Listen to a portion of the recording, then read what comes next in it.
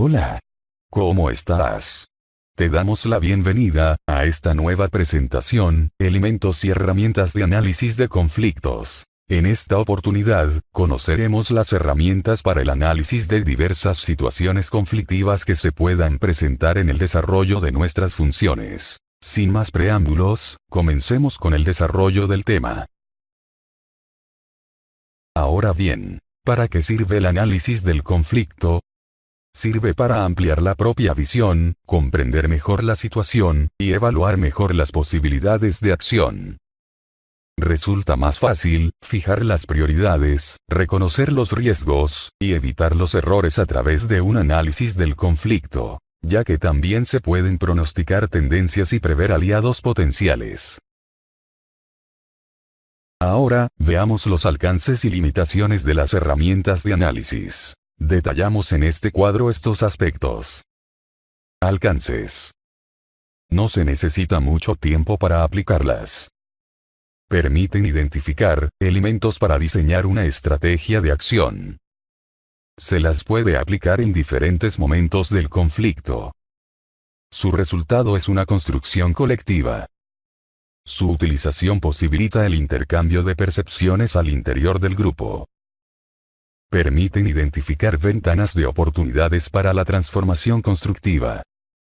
En cuanto a las limitaciones, se corre el riesgo de que prevalezca una determinada visión, la de los líderes o grupos de influencia, en el análisis. Son herramientas subjetivas que dependen del grupo con el que se las trabaje. Se refiere a una temporalidad determinada.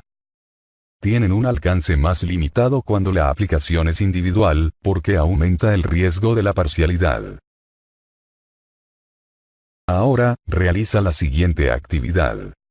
Selecciona un conflicto social, ambiental, o político, sucedido a nivel local, departamental o nacional. El mismo que servirá de estudio de caso para la aplicación de las herramientas estudiadas en el curso.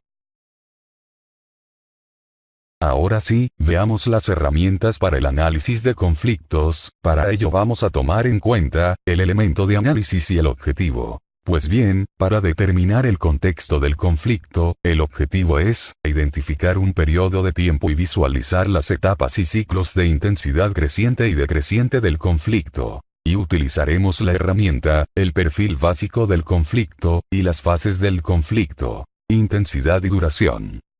Para la identificación de actores y partes involucradas, tenemos como objetivo, identificar a los actores, analizar las relaciones entre las partes y visibilizar los aliados actuales y potenciales. Para ello utilizaremos el perfil básico del conflicto y mapeo de actores. Para establecer los intereses y posiciones de las partes, el objetivo es analizar lo que dicen las diferentes partes en conflicto. Para esto aplicaremos la técnica, la cebolla del conflicto. Para determinar las causas del conflicto, el objetivo es estimular la discusión sobre las causas y efectos en un conflicto. Utilizaremos el árbol del conflicto. Y para determinar el curso y dinámica del conflicto, el objetivo es identificar cuáles son los hechos o eventos más importantes para cada una de las partes en conflicto. Para ello utilizaremos la línea del tiempo. Comencemos a describir las características de la primera herramienta, perfil básico del conflicto. Esta herramienta permite tener una visión global del conflicto en base a las siguientes preguntas. ¿Quiénes son los actores? ¿Qué tipo de conflicto es?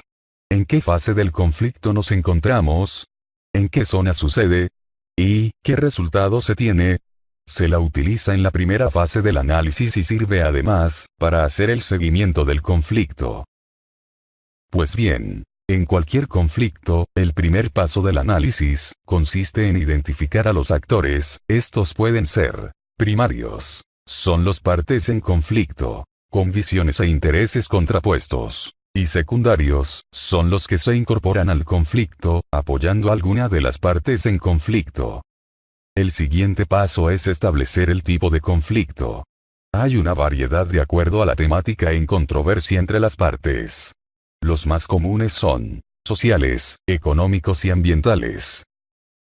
Bien, ya sabemos quiénes y por qué están en conflicto. Ahora, debemos determinar en qué etapa del conflicto nos encontramos. Estos pueden ser: preconflicto, latente, escalamiento, despliegue, confrontación, crisis, estancamiento, desescalamiento y postconflicto. Por supuesto, las acciones a tomar dependen de la fase del conflicto. Otro elemento importante es saber dónde se ha producido el conflicto. Y por último, debemos tomar en cuenta los efectos a nivel local, departamental o nacional, o resultados parciales con los que se cuenta. Otra herramienta es fases del conflicto, intensidad y duración. Esta herramienta hace una diferenciación básica de 8 fases, las mismas que pueden variar en tiempo e intensidad de acuerdo a la naturaleza propia del conflicto, actores y contexto favorable-desfavorable, para llegar a una solución o transformación positiva. El conflicto inicia con la fase preconflicto, o conflicto latente. Primer momento del conflicto, en el cual dos o más partes manifiestan diferentes posiciones. Escalamiento, o conflicto manifiesto. Las relaciones entre las partes se vuelven muy tensas. Hay hostilidad de ambas partes. Despliegue. Pueden ocurrir peleas ocasionales u otros episodios menores de violencia. Confrontación. Ya el conflicto se vuelve más tenso. Las partes establecen alianzas con otros actores y la comunicación entre ellas se resquebraja. La crisis es el punto más alto del conflicto. Cuando la tensión es más intensa y estalla la violencia. Estancamiento. Puede ocurrir en cualquiera de las fases. Es el momento en el que se paralizan acciones de una u otra parte. Desescalamiento. De una forma o de otra, la crisis llevará a un resultado. Puede que una de las partes se imponga o ceda a las demandas de la otra. Y posconflicto. En esta etapa, finalmente la situación se resuelve de forma que lleva a la finalización de cualquier confrontación violenta, y al restablecimiento de las relaciones entre las partes. Sigamos conociendo más herramientas para el análisis de los conflictos. A continuación veamos otra herramienta muy interesante: la cebolla del conflicto. Esta herramienta se basa en una analogía de la cebolla y sus capas. La capa externa representa las posiciones que asumen las partes públicamente y que suelen defender con mucho fervor. Debajo de esta capa visible se encuentran los intereses, motivaciones y objetivos concretos que buscan los actores. Por último, el núcleo de la cebolla lo constituyen las necesidades que remiten a los requerimientos fundamentales para la supervivencia, y que no son negociables. Esta herramienta se utiliza para preparar la negociación, diseñarla, o para analizar un conflicto específico.